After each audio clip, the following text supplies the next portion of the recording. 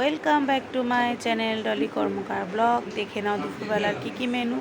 এটা হচ্ছে কালকের মাছের তেল ছিল, আর এটা হচ্ছে ডাল, মুসুরির ডাল, এগুলো বেঁচে গেছিলো কালকে, সেইটা দিয়ে। আর আজকে করেছি বাঁধাকপি, আর এটাও কালকের মাছের ঝোল। আর আজকে করেছি ডিমের ঝোল, আর হচ্ছে গরম গরম ভাত।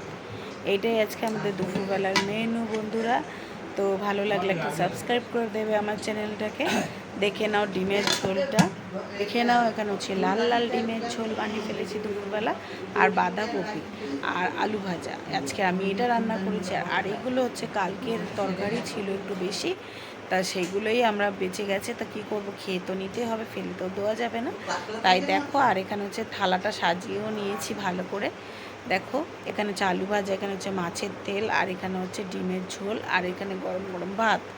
আমার ছেলের জন্য ভাতটা বেড়ে নিয়েছি, আর এখানে দেখো আমার জন্য বেড়ে নিয়েছি কালকে টকের ডাল, বেঁচে গেছে, 3টে কাঁচা লঙ্কা, এখানে তার আমরা মধ্যে ডাল, এখানে আছে মাছের ঝোল, কালকেরই মাছের ঝোল, 3টে লঙ্কা আছে, আর করেছি আজকে এটাও এটাও কালকেরই মাছের তেল।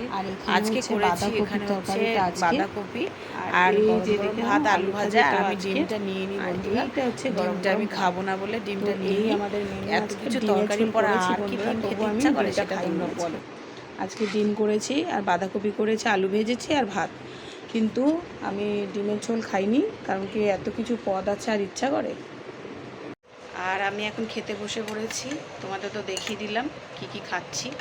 ডিম করেছি, কিন্তু ডিম খাবো না, রাত্রে খাবো, কারণ কি এতগুলো পদ নিয়ে আর খাওয়া যায় না বাবা, অনেক পদ। তাই দেখো 3খানা লঙ্কা, তারপরে বাপ, তারাও দেখাচ্ছি।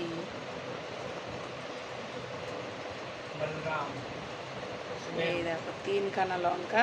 তো এইগুলো খাবো আমি এখন, ঠিক আছে, এই মাছের তেলটা দিয়ে। আমার খুব ভালো লাগে মাছের তেল, তো পেলে আর কিচ্ছু দরকার নেই, একদম হেভি লাগে।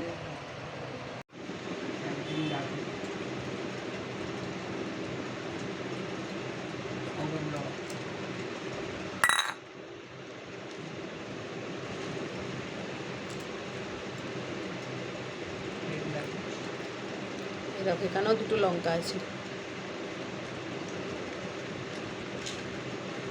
আর এটার অবস্থা আমার ঘাড়ে উঠে বসে আছে, কি বলবা, শান্তি নাই।